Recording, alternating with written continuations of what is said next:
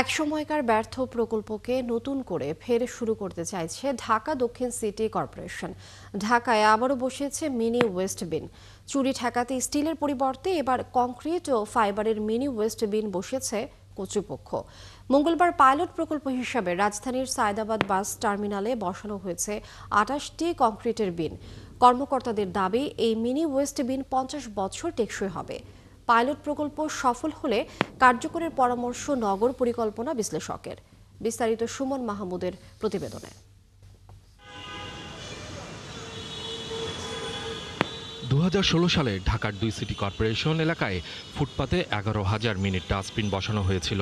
প্রায় ৬ কোটি টাকা ব্যয়ে ইস্পাত ও স্টিলের তৈরি মিনি ওয়েস্ট বিনগুলো সবগুলো ২ বছরের মধ্যে চুরি হয়ে যায়। কালার এক্সপার্ট, জর্জ স্যাপ এবং মাইল্ড অন হ্যান্ডস টেকনোলজি সমৃদ্ধ অরিক্স ক্রিস্টাল ওয়াশ আপনার লন্ড্রি এক্সপার্ট।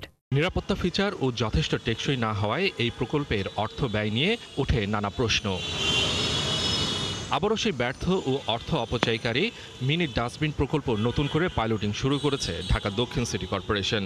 রাজধানীর সায়দাবাদ বাস টার্মিনাল এলাকায় ২৮টি মিনি ওয়েস্ট বিন বসিয়েছে সংস্থাটি। এই বিনগুলো কংক্রিট ও ফাইবারের তৈরি। কর্তৃপক্ষের দাবি, নাগরিকরা এতে আবর্জনা ফেলবে। মোটামুটি এখন টার্মিনাল আগে থেকে একটু সুন্দর লাগে, প্লাস মনে করেন যে মানুষ যদি একটা আবর্জনা এদিক সেদিক ফেলতে যায়, এটা দেখলে এটার ভিতরেই ফেলায়। বোতল টোতল আবিজাবি জিনিসপত্র এখন এখানে ফেলে, বাইরে ফেলে না।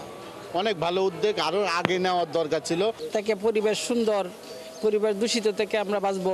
ডিজাইনটা খুব চমৎকার হয়েছে, কিন্তু ঘটনা হয়েছে এটা যদি রাখতে হইব, আমাদের যত্ন সহকারে রাখতে হইব, এটা সবারই দায়িত্ব। সিটি কর্পোরেশন বলছে, এক একটি ডাস্টবিনের ওজন ৩০০ কেজিরও বেশি। যা চুরি হওয়া ঠেকাবে, এটি টিকবে ৫০ বছরেরও বেশি সময়। সায়দাবাদ টার্মিনালের ভিতরের অবস্থা দেখি, আমরা দেখলাম যে আমরা যদি এখানে যদি এই পাইলট প্রজেক্টটা করতে পারি, ডাস্টবিনগুলো যদি এখানে স্থাপন করতে পারি, তাহলে হয়তো নাগরিকদেরকে একটা সুযোগ করে দেওয়া, যে তাদেরকে একটা স্পেস দিতে হবে যে ময়লাগুলি কোথায় ফেলবে।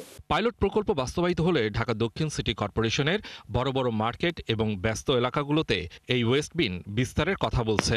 সবচেয়ে বড় বিষয় হলো যে আমরা ইতিপূর্বে বেশ ডাস্টবিন আমরা অনেকবারই দিয়েছি, কোনো ক্ষেত্রে এগুলো আসলে বিভিন্ন কারণে কোনো কারণে এগুলো আবার মিসিং হয়ে যাচ্ছে। ১০ বছর আগে ২ সিটি কর্পোরেশন রাজধানী জুড়ে বিন বসিয়ে ব্যর্থ হয়েছে।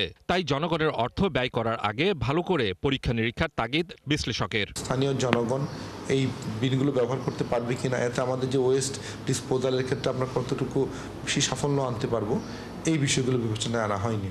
এবং সেই প্রকল্পটা আলটিমেটলি পুরোটাই ফেল করলাম। মাঝখান থেকে আমাদের ট্যাক্সের টাকার অর্থগুলো পুরোটাই জলে গেল।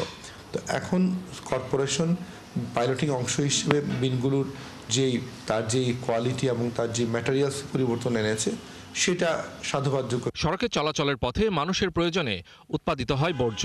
সেই আবর্জনা ফেলতে ফুটপাতে মিনি ওয়েস্ট বিনের ব্যবহার বিশ্বের অনেক দেশেই দীর্ঘদিন ধরে চলছে।